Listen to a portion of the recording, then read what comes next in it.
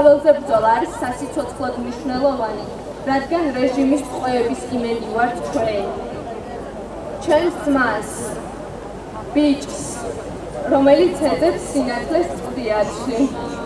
მიუსაჯეს 4 წელი და 6 თვე, როცა ნამდვილი დამნაშავეები თავისუფლები არიან. წარმოდგენაც არ მინდა, რაც ის გავლას გვაინფულებენ სინდისის პატიმრების დასკვნის პროცესებზე. მაგრამ მინდა რეჟიმს ვუთხრა, არ მეშინია. ყველაფერს გავუძლებ ჩემი ძმისთვის.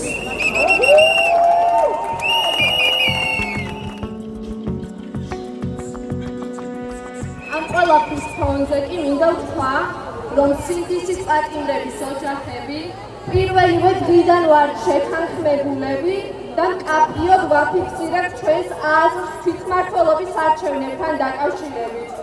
ბოიკოტი არჩევნებს!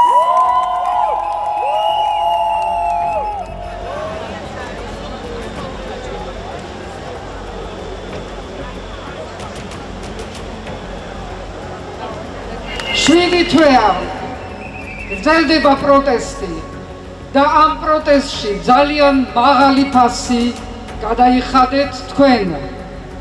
მე მინდა მივესალმო იმ ახალგაზრდებს, რომლებიც დღეს თავიანთ ციხიდან გვიყურებენ და იმედოვნებენ, რომ ჩვენ როგორც ვიყავით, დღესეც ასე შეკრულები ვიქნებით და ვიქნებით სანამ ისინი არ გამოვლენ, ესე იგი სანამ რეჟიმი არ ჩამოიშლება.